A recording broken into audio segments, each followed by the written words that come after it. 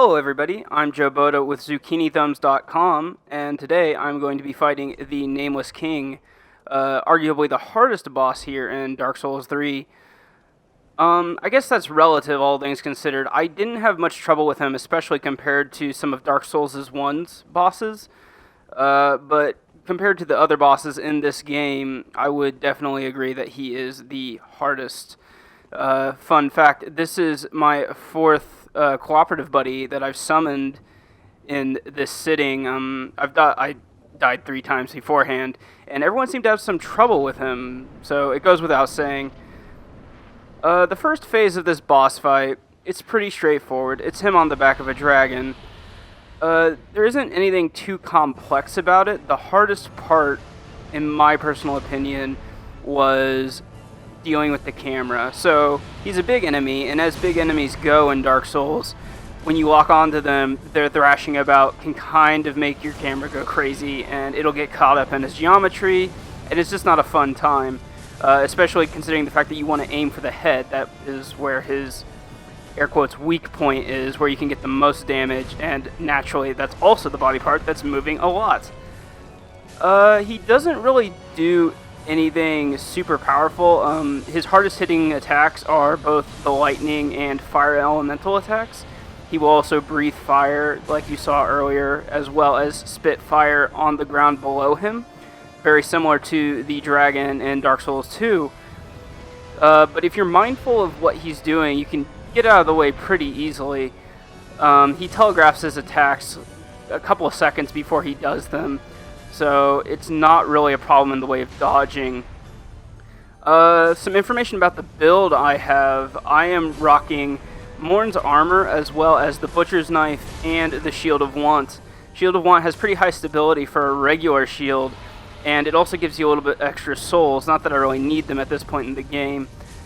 The Butcher's Knife is great because it has I think it actually has S when it's maxed out, S ranking with strength, so you can kind of min-max all of your points into strength and will do the most damage. It's not the strongest weapon in the game, but it's great if you don't want to allocate builds across both dex and strength.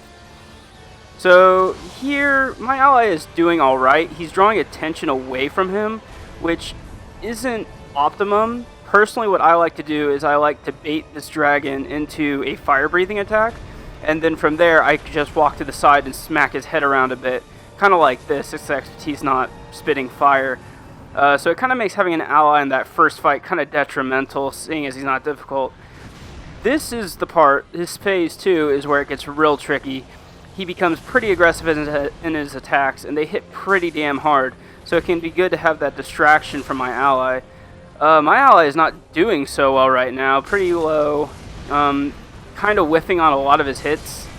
It's suboptimal. And me being a melee character, I just go toe-to-toe. I am not about sitting back and doing magic.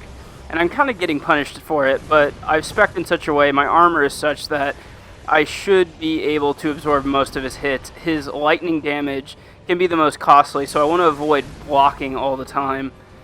You can also tell that he usually gets into like a 3-hit combo. It can be anywhere from 1 or 2 or 3, and it can be kind of difficult to tell. The one thing I do like about fighting him, though, is he will kind of sit back and just like walk towards you, and he's not really a threat. You can kind of pop up an Estus Flask real quick.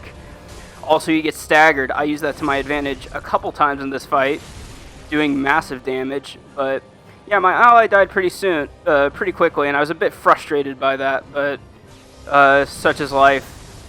His most devastating attacks, much like his dragon form, are his lightning attacks. This one right here, this lightning bolt, can be pretty devastating if it hits you. That being said, though, I found it really easy to dodge. I had no real issues. I don't think I got hit by that ever, really, in all of my times fighting him, even the ones I died in. But yeah, otherwise he does his swoosh attack. He can follow that up again with another, chaining that together, but it's never really an issue. He also has that lightning smash that you just saw. Can also be a bit annoying, but never so detrimental like that it would drain my health significantly. His wind swoosh attacks that kind of like build up the clouds, those are not a problem. And this can also be completely mitigated by getting up close to him. Problem with the one where he brings down his spear and does the lightning shock, though, is it will shoot out lightning in several directions, which can be quite annoying. Also, this impalement attack. I got hit by this, I think, twice in this fight, and it's kind of annoying, but again, I have so much damn health and such strong resistance towards lightning damage with my build that it was never that big of an issue. Some lore behind the Nameless King. It's believed that the Nameless King is the oldest son of Gwyn, Lord of Cinder. The speculation arises because, at least in Dark Souls 1, it was referenced that he had an older son who he disowned, a son who was also deemed the moniker of the God of War. He disowned him because he apparently was a traitor, or he allied with the dragons or the darkness. I can't remember the lore specifically, and I know some people are going to hate me for it. Just understand, though, that he was disowned by Gwyn and the rest of Honor Londo and pushed into exile. And so from here in Dark Souls 3, you kind of understand him to be Gwyn's son because he's accompanied by dragons, and there's also a few hints of him being a god of war in reference in a few item descriptions. So it's pretty heavily hinted at.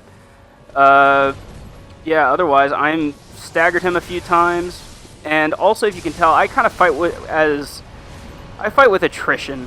I go all in, I do as much damage as I can. I'm not afraid to take a few hits myself because, again, I'm spec'd to do that. So I always punish. This is a good example of that. Punish. Whenever he tries to do the wind-up, I don't care if I get hit or not. I just want to do as much damage as possible. And that's the Nameless King commentary. I hope you enjoyed it. Please watch more videos. More videos by me. I should probably specify. That's important information.